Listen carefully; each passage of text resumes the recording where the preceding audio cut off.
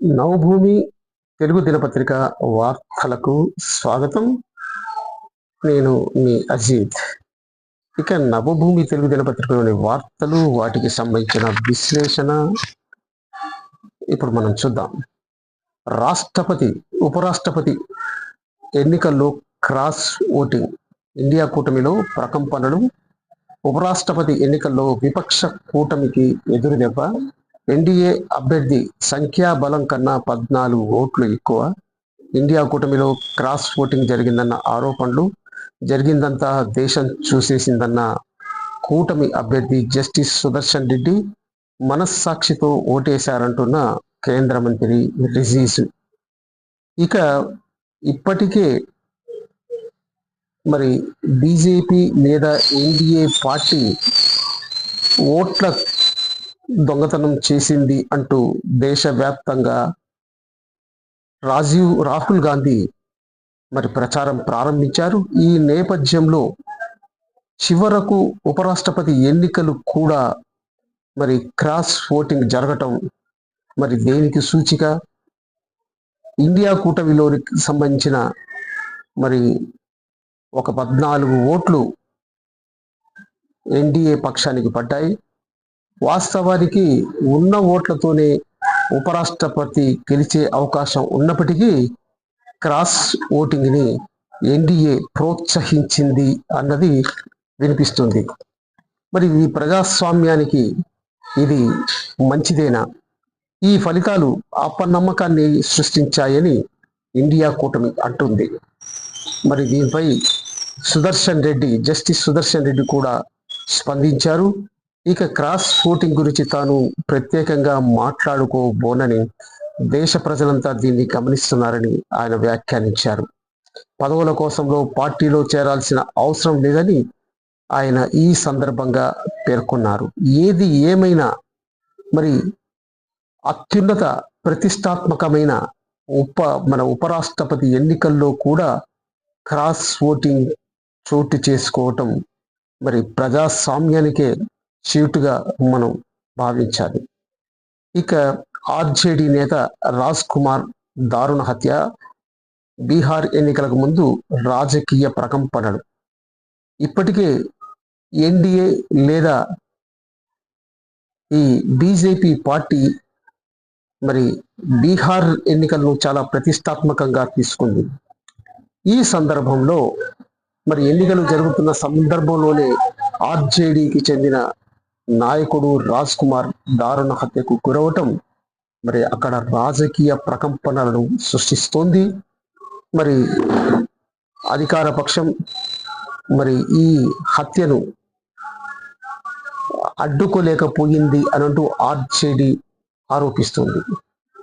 ఇక మరి అక్కడ జరగబోయే ఎన్నికలు, అసెంబ్లీ ఎన్నికలు మరి ఎలాంటి బీభత్సవానికి, కల్లోలాలకి దారి తీస్తుందో మనం చూడాలి. ఇక హైదరాబాద్ను ముంచెత్తిన వాన. ఈ అల్పపీడన ప్రభావంతో తెలంగాణలోను, ఏపీలోను భారీ వర్షాలు కురిశాయి. హైదరాబాద్లో కురిసిన విపరీతమైన వర్షానికి మరి రహదారులన్నీ మునిగిపోయాయి. విజయవాడకు, హైదరాబాద్కు మధ్య ఉన్న లింక్ కాస్త కొద్దిసేపు తెగిపోయింది. గంటన్నర వర్షంలో 10.4 సెంటీమీటర్ల వర్షపాతం నమోదైంది. ఎల్బీ నగర్, హైతనగర్ జాతీయ రహదారి పూర్తిగా మునిగిపోయింది. ఇక హైదరాబాద్ విజయవాడ నేషనల్ హైవేపై ట్రాఫిక్ కష్టాలు, మోకాళ్ల లోతు వరకు నీటిలో నిలిచిపోయిన వాహనాలు. ఇక అంతేకాదు, రాబోయే 4 రోజులు కూడా భారీ వర్షాలు కురిసే అవకాశాలు ఉన్నాయని వాతావరణ శాఖ హెచ్చరించింది. లోతట్టు ప్రాంతాల ప్రజలు మాత్రం చాలా అప్రమత్తంగా ఉండాలని ప్రభుత్వం హెచ్చరిస్తోంది. ఇక దానికి సంబంధించిన వార్తా కథనం ఉంది. ఇక ఛత్తీస్గఢ్లో మరో భారీ ఎన్కౌంటర్ జరిగింది. అందులో దాదాపు 10 మంది మావోయిస్టులు మరి చనిపోయారు. అయితే ఒక్క పోలీసు కూడా ఇక్కడ గాయపడలేదు.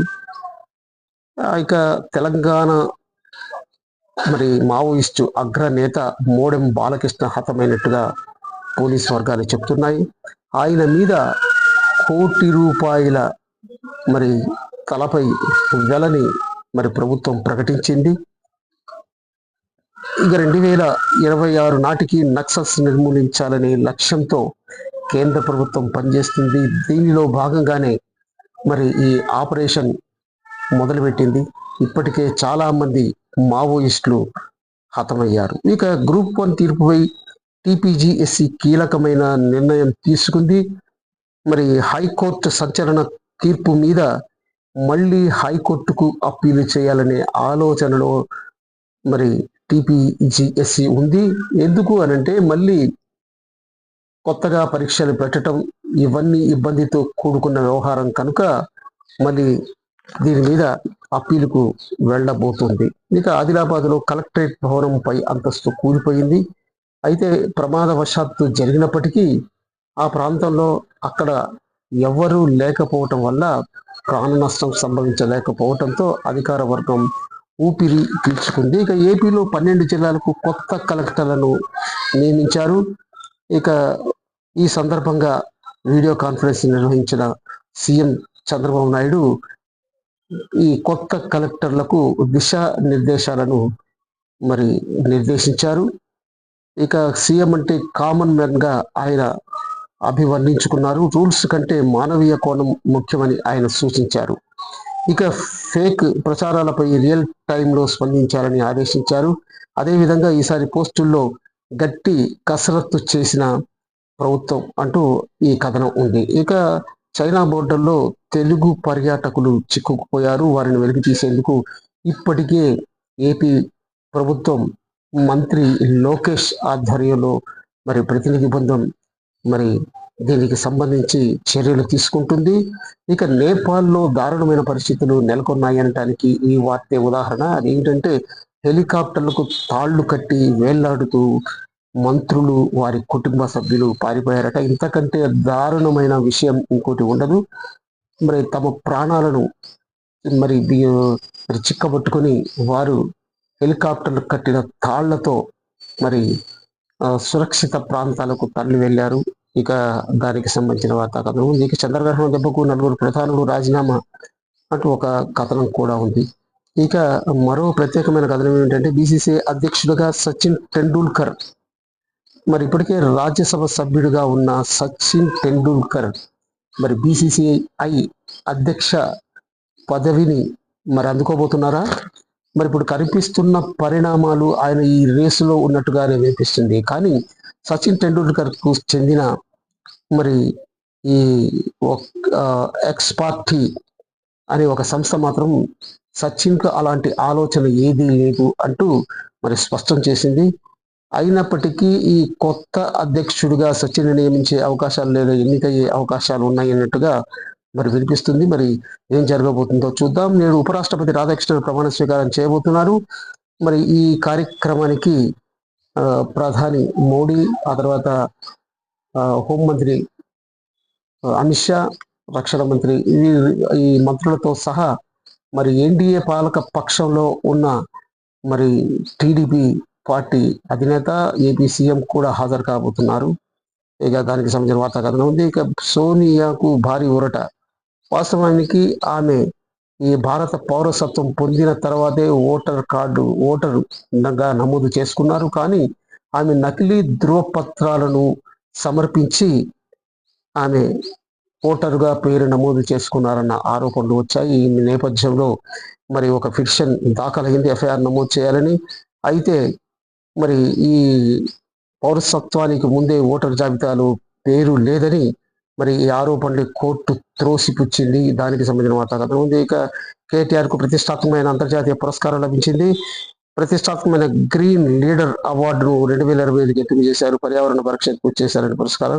మరి ఆయన ఏం పర్యావరణానికి కృషి చేశారో తెలియదు కానీ సంతోష్ కనీసం గ్రీనరీ ఛాలెంజ్ చేశారు. చాలా మంది చెట్లను పెంచమని. మరి కేటీఆర్ మరి ఎన్ని చెట్లు పెంచారో తెలియదు కానీ ఆయనకు గ్రీన్ లీడర్షిప్ అవార్డుకు ఎంపికయ్యారు. చాలా సంతోషం. ఇక ఒక యాప్తో ఫుల్ క్యూ లైన్లకు కష్టాలకు చెక్ అంటూ మరి ఒక కథనం కూడా ఉంది. ఇక మరి ఈ ఇందిరమ్మ ఇళ్ల సంబంధించి ఒక కాల్ సెంటర్ను మరి మన రెవెన్యూ శాఖ మంత్రి పొంగిలేటి శ్రీనివాస్ రెడ్డి ప్రారంభించారు. దానికి సంబంధించిన వార్తా కథనం. అందుకే బీజేపీతో జగన్ అక్రమ పొందు పెట్టుకున్నారని షర్మిల అంటున్నారు. ఈ సందర్భంగా మరి షర్మిల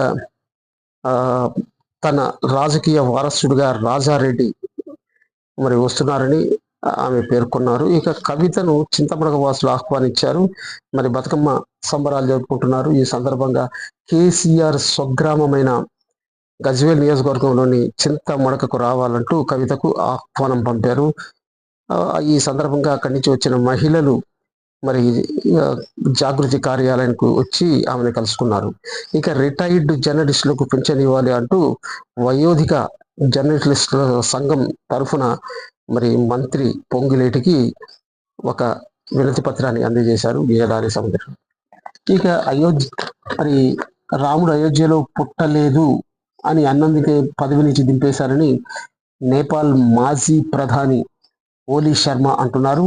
మరి ఇది ఈ స్టేట్మెంట్ చాలా హాస్యాస్పదంగా ఉందని మరి అంటున్నారు. ఇక ఒకే కుటుంబం ఒకే భావన మారిషస్లో దౌత్య సంబంధాలపై ప్రధాని మోడీ కీలకమైన వ్యాఖ్యలు చేశారు. ఇక దానికి సంబంధించిన వార్తా కథనం కూడా ఉంది. నేపాల్ నేతల పాపాల్ అంటూ జనకమోహన్ రంగా ఎడిట్ పేజీలో ఆర్టికల్ రాశారు. ఇక జావేద్ అఖ్తర్ మీద ఎడిట్ పేజీలో వ్యాసం కూడా వచ్చింది. ఇక ఉపరాష్ట్రపతి ఎన్నిక ప్రజాస్వామ్యానికి అర్థం అంటూ మరో కథనం కూడా ఎడిట్ పేజీలో వచ్చింది. ఇక అక్రమ నిర్మాణాలపై మక్కువ ఎందుకు, ఇబ్రహీంపట్నం